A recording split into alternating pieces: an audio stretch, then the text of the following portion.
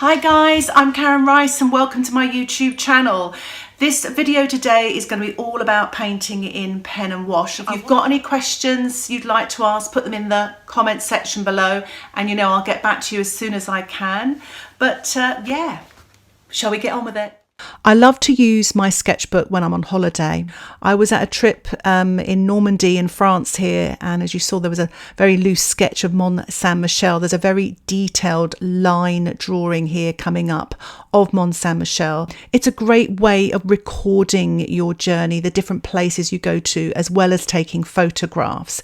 This tutorial is all about inspiring you to use line and wash. I'm going to talk about the different materials and the different papers, etc.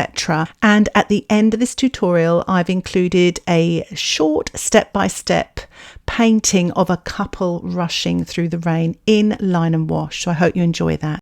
So let's talk about the materials. This is a waterproof fineliner black pen. It's something I use quite a lot for line and wash, and you get them in sort of different size nibs. So that was a 0.05, this is a 0.2. So as they go up in numbers, the nibs get slightly thicker. And I don't normally use anything more than a 0.8, but again, it's very personal. I like a very thin line if I'm using these pens. If I want a thicker line, I would actually use my Twig. So they are the Micron pens there.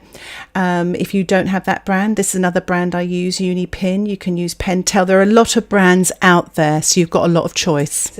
So just to show you that they're waterproof, I'm just going to paint over those marks, and as you can see, it doesn't disturb the pen underneath. So if you don't have a pen like this, don't worry, you can use a biro, black biro. That also is waterproof, and you get quite a nice line. Not maybe as dark as the sort of Pigma Micron pens, but it still does a good job. And just to demonstrate that it is waterproof, I'm just sort of painting a little bit of cobalt blue over the top there.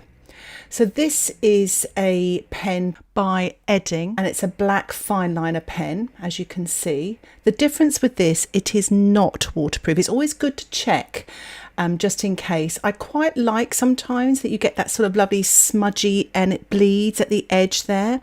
So I'm using just a wet brush here, and the actual pen bleeds, but sometimes you may not want this, but it can be quite nice because you get some nice soft edges and it creates quite a nice effect. I do like using Indian ink. There's a little bottle here, and this is a mapping pen, and you can put different nibs in here, but I really like using mapping pens. They just feel good to use. You dip them into your Indian ink or watercolour even. You can mix up a puddle of watercolour, but you can draw and it just glides so beautifully, and the marks, and you can get different size nibs to create different effects. This is a bamboo sort of pen. You can actually sort of make your own sort of pens out of bamboo as well, but I actually bought this from a shop. But it's quite nice as well to apply. And you can get different sizes of these as well. Again, when you're dipping your bamboo pen or mapping pen into the ink, always give a tap at the side so you don't get any blobs. Now this is my trusty Twig straight from the garden. I usually sharpen it with a pencil sharpener. As you can see, you get a nice point there, and I usually do that from time to time, or get a fresh twig. But as you can see there, you get some nice fine marks. It's absolutely lovely. And, just even you could use a bit of black watercolour paint to do this as well. But remember, that won't be permanent. Whereas Indian ink, once it's dry, it is permanent.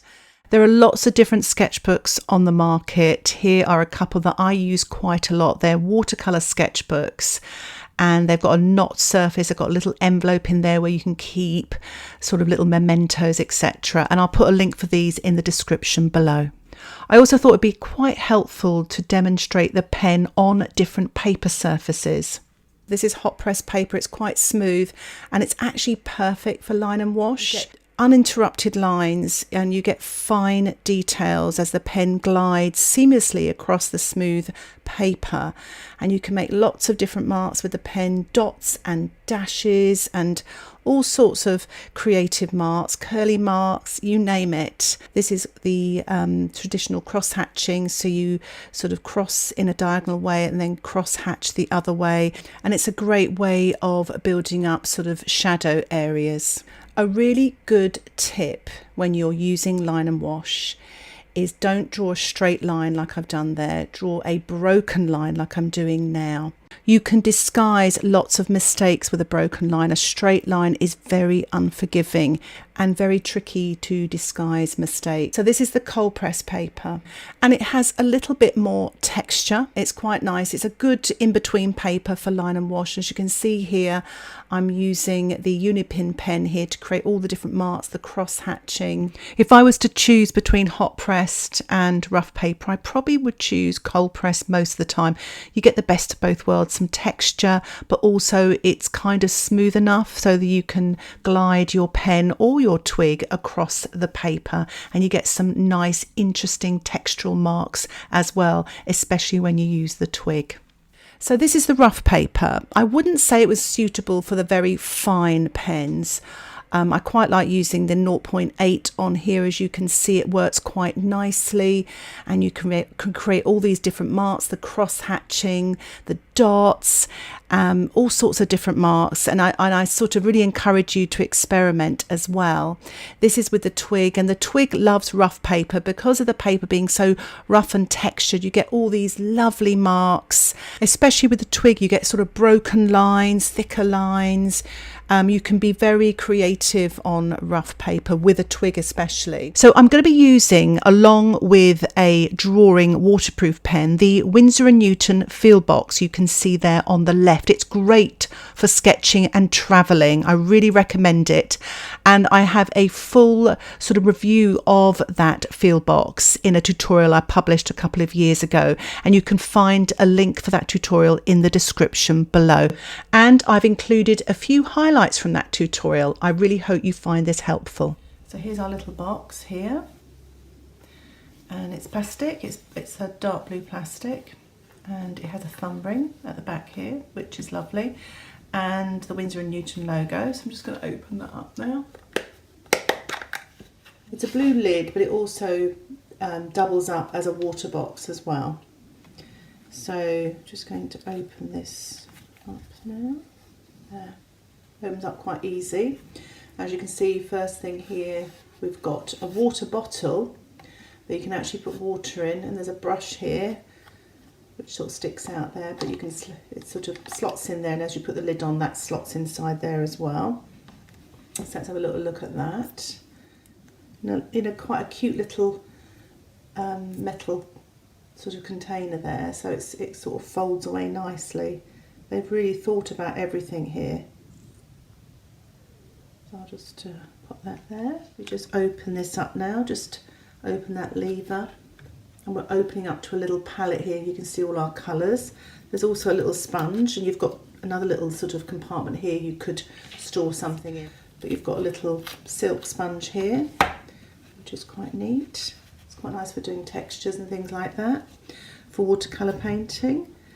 And if I just show you just a little lid there, you can fill your water up there, and so if you're out in the field you can go and sort of have the water already in there, and that sort of doubles up as well as a palette. I'm just going to run through these colours quickly for you. You've got mixtures of lemon yellow, nickel titanium one, Windsor yellow, Windsor red, Windsor blue, ultramarine, permanent sap green, yellow ochre, raw sienna, burnt sienna, ivory black, Chinese white, and alizarin crimson. What I'd be inclined to do is maybe swap those two there, definitely, the black and the white, for maybe a couple of other artist colours that I quite like. So I'm going to fill this little water pot up now with some water.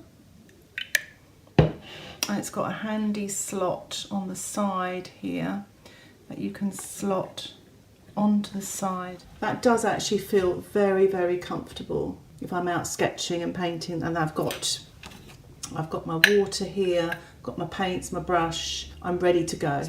So I'm using the Uni-Pin Fineliner waterproof pen here, and it's a 0.8 nib.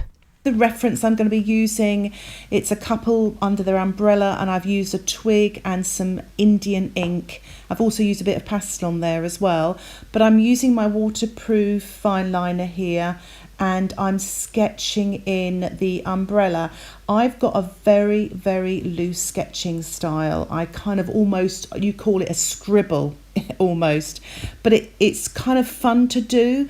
But if you notice, every now and again I sort of stop my pen and I use sort of dots, almost like a mapping sort of way of drawing. It's like a tool I use to help me with my observation and stops me from sort of scribbling on, as it were. So I'm just putting in a little bit more detail here. The arm, the elbow of the guy, the hair of the lady. I always like to give her a handbag, love a handbag, and you know, sort of, sometimes it's quite fun really, because you're almost, I mean, I'm doing this completely from my imagination. Obviously I'm using the reference, but I've years ago I used to sell quite a few of these. They were very popular, and I used to sell them, and you know, kind of romantic couples walking along in a rainy day scene. So always having to think about what sort of colour coats and bags and different colours umbrellas, and it was a really fun time actually, drawing and painting these, and I just thought I'd like to share that with you. Now this is called cross hatching, what I'm doing here, and it's a very sort of traditional thing to do when you're using pen and ink or pen and wash, and it obviously shows shading. So when you cross hatch once, it's sort of softer shading, and you go over again, it just makes things darker and darker. I'm using some dots here to show the rain as well, but dots and mark making are a useful thing with pen and wash or line and wash. Just because it shows all the different marks you can make with the pen. Now I don't know if you noticed there, but my pen started to run out of ink, so I've changed it to a size 2 fine liner here, same brand, and you can see the ink is flowing a little bit more there. They do tend to dry up after a while, these pens, and I always say to my students, make sure you put the lids back on, and also don't use them on top of damp paint, because they just seem to not work after that. It's a good little tip there for you. So I'm just putting a little bit more detail here, really, as you can see, having a good old scribble. My scribbles always seem to look like something in the end, and it's a really good way I sort of try to express myself. Let's get painting. I'm just using a bit of a grey, Paynes grey for this umbrella here, putting it on wet on dry. The trick with pen and wash is to leave little gaps. Don't fill everything in. It really looks very effective that way. So what better than to paint a lovely bright red coat? Something that I probably wouldn't have the guts to wear myself, but I do like to paint my ladies with lovely bright pink or red coats. You can see why these palettes, these Winsor & Newton little palettes, are quite good, because they're great for going outdoor sketching. You can just, you know, get the colours from the pans and just do a pen and wash quite easily. They can be tucked in your bag or your pocket. I'm just putting a nice sort of blue coat on there. You don't want to make the washes too dark or too thick and creamy. I'm going to just do one layer here, let that dry, and then do another layer. But I don't try to fill everything in like a colouring book exercise. Just keep it all really nice and loose. And if you notice as well, I just get the colour straight from the pans. I hardly even sort of mix it. I just put it straight on the paper, which is quite nice as well.